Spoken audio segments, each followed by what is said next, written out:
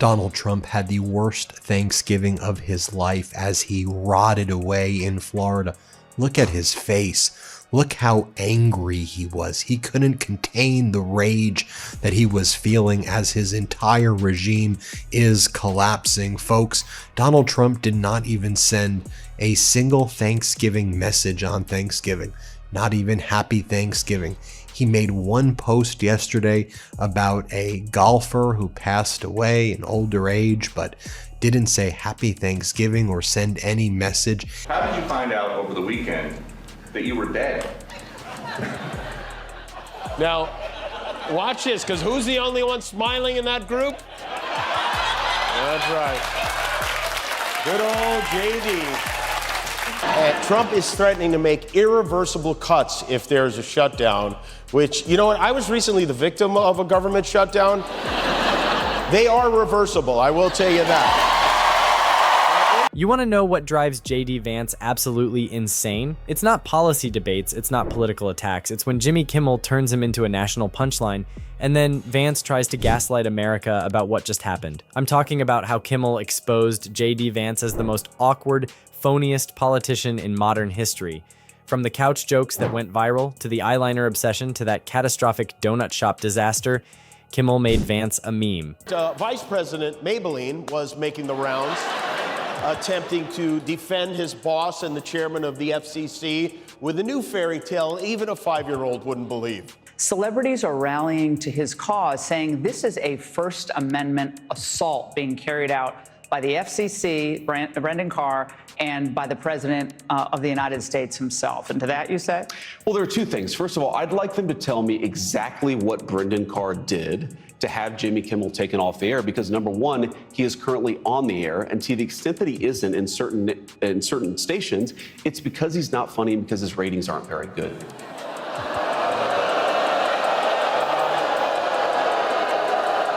I have some good news for you, J-Dog. We're back on all the stations. He hates Thanksgiving, he hates holidays because people are focused on other things other than him, and that enrages him, as all he wants and craves is attention because he's a little petulant little baby. You know, he held this press conference later in the day yesterday when we tragically learned about how the National Guard's woman, 20-year-old Sarah Beckstrom, a member of the National Guard, passed away in connection with that horrific shooting in Washington, D.C. You know, and as we're learning more facts about the shooter, of course, and Midas Touch was one of the first to report on this, the shooter was granted asylum by Donald Trump in April of this past year. And in terms of being vetted to come into the United States in the first place, back in 2021, this was someone who was vetted by the CIA. And when Trump's administration tried to silence Kimmel in September 2025, Vance actually had the nerve to claim it was all just a joke. Let me show you exactly how Kimmel destroyed Vance, and how Vance's desperate attempts to fight back only made everything worse. Don't forget to like and subscribe to America Facticity for more exposés mainstream media won't cover. Let's start with October 2024, when Kimmel brought the legendary Haley Joel Osment onto his show to do a JD Vance impression that absolutely destroyed the vice presidential candidate. This wasn't just some quick sketch. This was a full parody political ad where Osment, complete with beard and heavy eyeliner, recreated Vance's disastrous August 2024 visit to a donut shop in Georgia. I mean to interrupt your bullshit. Go on. There's something else that's important here, Laura, which is that these broadcast companies, ABC, NBC, CBS, they enjoy the public airwaves because they serve the public interest. So I actually think that we should be having a conversation about whether these companies are serving the public interest. That's actually totally separate from the Jimmy Kimmel issue because nothing happened to him. He's currently on the air, and to the extent that he's not, it's because advertisers don't like him because his ratings aren't very good. My ratings aren't very good. Last time I checked, your ratings were somewhere between a hair in your salad and chlamydia. In 3.5 years, I'm not the one who's going to be doing mascara tutorials on YouTube. And the DHS, this is somebody who was working in the Afghan Special Forces, someone who was working with the CIA for like a decade and then had no negatives on this individual's record, no any concepts that this person could potentially be involved in terroristic threats at all. So, last night when there was this press conference that was held, one of the reporters made clear and just clarified, there was extensive vetting on this individual back in 2021, and there was nothing that showed up that was negative. It wasn't like this person was just let in. And also, you were the one who granted asylum in 2025. So what do you make of that, Donald? And then Donald turns to the reporter and says, "Stupid? You a stupid person? You're stupid." Here's what Donald Trump said to this female reporter. Play this clip. In the original viral video, Vance walked into that donut shop and immediately proved he has zero idea how normal humans interact. He awkwardly asked the cashier how long you worked here, then responded with a flat, "Good," no matter what they answered. When asked what donuts he wanted, he said, "Whatever makes sense," the most robotic, inhuman response possible. Kimmel's parody amplified every cringe moment. Osment's Vance starts by saying, "The mainstream media, they want you to think that I'm weird. They call me creepy, cringy, awkward, that I give people something called the ick." A lot of pressure on J.D. Vance tonight. J.D. Vance hasn't been under a microscope like this since his wife asked him why the couch was so sticky. But Trump had good advice. He told him, just have fun. And you know what? It seems like he did. I want to answer the question, but I want to actually give an introduction to myself a little bit because I recognize a lot of Americans don't know who either one of us are. That's how you get the single cat ladies back on your side. In some ways, you can't help but you kind of feel sympathy for J.D. Vance having to defend Donald Trump, who he himself openly denounced. It's kind of like being Diddy's defense attorney, They want you to think I can't order a simple donut. Shit. Then he walks into the shop, cuts in front of an elderly woman, punches through the glass display case, asks a black construction worker, "How long you been black?" Dunks his donut into the worker's coffee, asks a pregnant woman, "When do you spawn?" and tells a child, "You must be the father." The sketch ended with Vance giving advice on how to have sex with a couch, referencing the viral, though unverified, rumor that Vance wrote about such an encounter in his memoir. In fact, both candidates were pretty darn polite to each other. First of all, Tim just said something that I agree with. I agree, and I actually think I agree with you. I actually agree with Tim Walz. I agree with a lot of what Senator Vance said. Governor, I agree with you. I agree with that. And I think that Governor Walz and I actually probably agreed. Well, Trump is not going to like that at all. You're in a lot of trouble, J.D. I was kind of hoping they'd ask the candidates some fun questions. They used to do that. Is a hot dog a sandwich? And then J.D. Vance would stare into the camera and say, "When you're from Haiti, any dog can be a sandwich." But they didn't. They could have used a lot more talk about cats and dog eating. Your DOJ IG just reported this year that there was thorough vetting by DHS and by the FBI of these Afghans who were brought into the U.S. So why do you blame the Biden administration for what this man did? Are you stupid? Are you a stupid person? Because they came on a plane along with thousands of other people that shouldn't be here. So in the past week, he's called this female reporter stupid. He called a New York Times reporter ugly on the inside and on the outside. Remember, he posted that message 2 days ago. And then he called the Bloomberg reporter piggy and said, "Quiet, piggy, quiet, piggy." And I was just reflecting at the Thanksgiving table last night with my 14-month-old daughter and with other women and young ladies at the table, just thinking about Donald Trump calling ladies piggies and "you're ugly" and "shut up, you stupid person." I really don't care what your politics are here. This is just a bad, bad human being. Donald Trump was then asked by another reporter, didn't you grant this guy asylum? The vetting happened in 2021, but it seems like you didn't vet. You put all your counterterrorism resources into rounding up migrants who were working in factories and on farms and Home Depot parking lots as part of your immigration raids to terrorize communities. And you now appointed a 22-year-old guy, Thomas Fugate III, some former landscaper, intern who was just a Trump fan. The internet went absolutely nuclear. One user wrote, Haley Joel Osment should win an Emmy for his portrayal of J.D. Vance trying to buy a donut. The sketch got tens of millions of views across platforms. And here's what made it devastating. It wasn't exaggeration. Osment barely had to change anything from the real footage. Vance is that awkward. But the donut shop wasn't Kimmel's only line of attack. Throughout the 2024 campaign, Kimmel relentlessly mocked Vance's appearance, specifically whether he wears eyeliner. Thank you very much. Mr. President, I want you to know sometimes when I watch you striding across the White House lawn so confidently, with so much masculinity, I'll admit it, I get sexually aroused. Thank you for breathing life back into my once slumbering penis. That was very well stated, listen. That's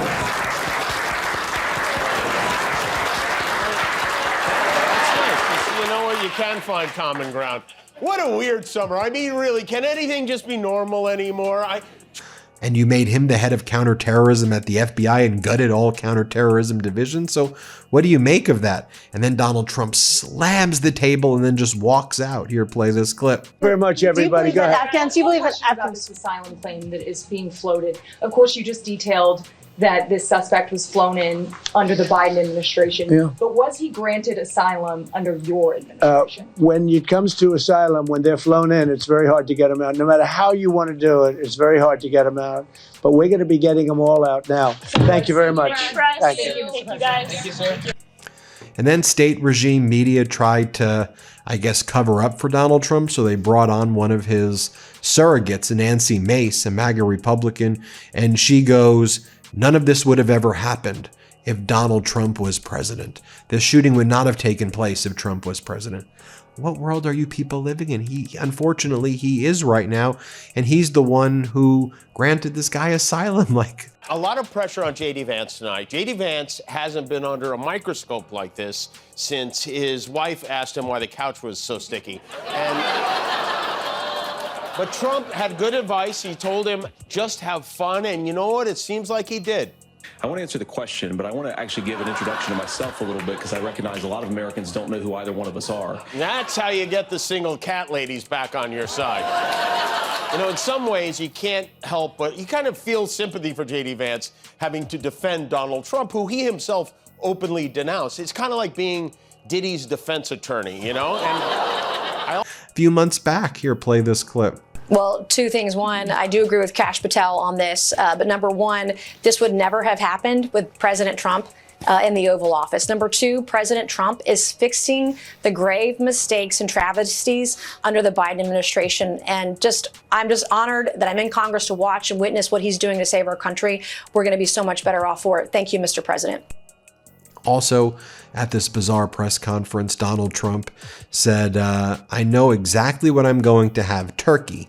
I believe it's turkey. And just watch how he struggles to even say this sentence. Like, again, this is someone who's also kind of cognitively not there. Here, play this clip. And, then we go and have a great Thanksgiving, because I don't know about you. You probably had your dinner already, but I didn't. And I know exactly what I'm going to have. Turkey. Okay? I believe it's turkey. Now, one of Donald Trump's main focus over the past few days, and we know it's been his main priority, tearing down the East Wing to build his Golden Ballroom, but he's now in a major fight with the architect. James McCreary II is the architect, and Donald Trump wants to keep making the Golden Ballroom bigger and more gold. Tried to ignore the news. I tried to disconnect. It's impossible. You can't turn him off. He won't power down. He's like Ultron. He just keeps going. Every day, it's something crazier than the next. I made a list. This is all in the last 2 months. I made you a quick list. I will run through it. He paved over the Rose Garden. He's building a Golden Ballroom at the White House. He's planning a UFC fight at the White House. He cut off Kamala Harris's Secret Service protection. He named himself host of the Kennedy Center honors. He went to Alaska to bend over for Putin. He sent military tanks into Washington, D.C. He said the Smithsonian focuses too much on how bad slavery was. Starting in July 2024, when Trump announced Vance as his running mate at the Republican National Convention, people noticed something. Vance's eyes looked unusually dark and defined, like he was wearing guy liner. The speculation exploded. Beauty experts debated on social media, makeup artists gave professional opinions, even disgraced former Congressman George Santos weighed in, insisting Vance just has naturally thick lashes. Vance's wife Usha had to release a statement in August 2024. They're all natural. I've always been jealous of those lashes. But the rumors never died, and Kimmel made sure of it. Every time Haley Joel Osment appeared as Vance, he wore heavy, smudged eyeliner. The visual became inseparable from Vance's public image. Drop a comment telling me which Kimmel attack on Vance landed the hardest. I read every single one. Then there's the couch joke. In late July 2024, a rumor spread that Vance's memoir, Hillbilly Elegy, contained a passage about him having sex with a couch. In fact, both candidates were pretty darn polite to each other. First of all, Tim just said something that I agree with. I agree. And I actually think I agree with you. I actually agree with Tim Walz. I agree with a lot of what Senator Vance said. Governor, I agree with you. I agree with that. And I think that Governor Walz and I actually probably agreed. Well, Trump is not going to like that at all. You're in a lot of trouble, JD. I was kind of hoping they'd ask the candidates like some fun questions. Like, they used to do that. Like, is a hot dog a sandwich? And then JD Vance would stare into the camera and say, when you're from Haiti, any dog can be a sandwich. But they didn't. They could have used a lot more talk about cats and dog eating. And McCreary's like, everybody knows I'm the architect now, and it's just going to be incredibly ugly. So can we not make it even bigger than it already is? And they're feuding, and that's stalling right now the construction of this golden ballroom. But that's where Donald Trump's attention is too. His attention is also just doing whatever Putin and Xi Jinping want. So remember earlier in this week how I reported that Xi Jinping called Donald Trump, and remember I told you exactly what I believe Xi Jinping told Donald Trump, and I said, he's calling Donald Trump up and saying Taiwan is ours, and you better call the new Prime Minister of Japan, Takaishi, and tell her to chill out and stop saying that she would protect Taiwan, Donald. If you want us to buy any soybeans, if you want us to release any rare earth elements, you got to make sure you can't even talk about Taiwan. You will not let the president of Taiwan land in U.S. airspace. You cannot say anything favorable to Taiwan. And we know a few months back when the president of Taiwan wanted to just land to refuel in the U.S., Donald Trump wouldn't let the president of Taiwan even do that. Remember back in the day when Trump and all these MAGA Republicans pretended we're tough on China and we're Taiwan, we support Taiwan, we're China hawks, and Democrats are weak on Taiwan. Remember when we heard all of that? They're all a bunch of frauds and phonies, these MAGAs. The rumor was false, no such passage exists, but it went viral anyway. Kimmel ran with it, hard. Before the October 2024 vice presidential debate, Kimmel joked, "This will be the first vice presidential debate since 2008 in which the candidates will stand instead of sit. I guess they were worried JD Vance might get distracted by a sexy office chair and begin humping it." After the debate, Kimmel said, "JD Vance hasn't been under a microscope like this since his wife asked him why the couch was so sticky." The jokes kept coming, and every single one went viral. Vance couldn't escape it. But here's where it gets really interesting. Vance's response to all this. In August 2024, Tim Walz, then Kamala Harris's running mate, started calling Trump and Vance weird. The label stuck immediately. Democrats seized on it, the media ran with it, and Kimmel amplified it every single night. When Vance was asked about being called weird, he tried to flip it back on Walz, claiming Walz gave his wife a nice, firm Midwestern handshake at a rally instead of hugging her. Last night he posted an announcement. He said, "I will be doing a personal play-by-play of the debate tomorrow between the brilliant JD Vance and the highly inarticulate tampon Tim Walz. I hope that cognitively challenged lion Kamala Harris will be listening so that she can again show the world how she will make up false facts and stories. I will be commenting on what is going on. Watch Truth Social tomorrow night." Watch Truth Social. And that was weird. Kimmel's response? He brought on Tim Walz himself in October 2024 and showed him a montage of Trump furiously defending himself against the weird accusation. "You kind of got the weird ball rolling, didn't you?" Kimmel asked. Walz replied perfectly, "If you have to tell people numerous times you're not weird, you might be weird." The audience erupted. Vance's desperate attempt to deflect the label completely backfired, but the absolute peak of Vance's phoniness came in September 2025, after Kimmel's suspension, when FCC Chairman Brendan Carr threatened ABC's broadcast licenses if they didn't take Kimmel off the air, which led to Kimmel's 5-day suspension. Vance had the audacity to claim it was all just a joke.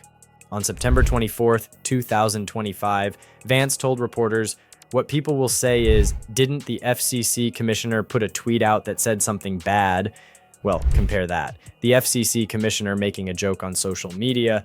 What is the government action that the Trump administration has engaged in to kick Jimmy Kimmel or anybody else off the air? So on the biggest night of J.D. Vance's career, his running mate, he's telling his followers, watch me on Truth Social commenting on it. And here is some video of Mar-a-Lago watching tonight from home. Now, the person closest to them, Donald Trump, said he's unfit for the highest office. That was Senator Vance. What we've seen out of I like what he's done with his bathroom. Called Hillbilly Elegy, positioning himself as a working-class Appalachian voice, but went to Yale Law School, got funded by Silicon Valley billionaires, and now can't order a donut without looking like an alien attempting human interaction. This is a guy who claims to represent real America, but wears what appears to be eyeliner and can't hug his own wife naturally on stage. This is a guy who acts tough and manly, but became the subject of couch sex rumors that he can never escape. And when the Trump administration tried to silence Kimmel for criticizing them, Vance tried to gaslight America by claiming the threats were just jokes, even as Kimmel's show got pulled off the air in 40-plus cities. Kimmel made J.D. Vance a national joke. And every time Vance tries to fight back, whether by calling others weird, attempting his own comedy, or gaslighting about government censorship, he only proves Kimmel's point. That's the power of comedy. It exposes phoniness. It reveals who people really are when they're uncomfortable. And J.D. Vance, under the spotlight of Jimmy Kimmel's mockery, revealed himself to be exactly what Kimmel said all along: weird, awkward, and completely incapable of being genuine.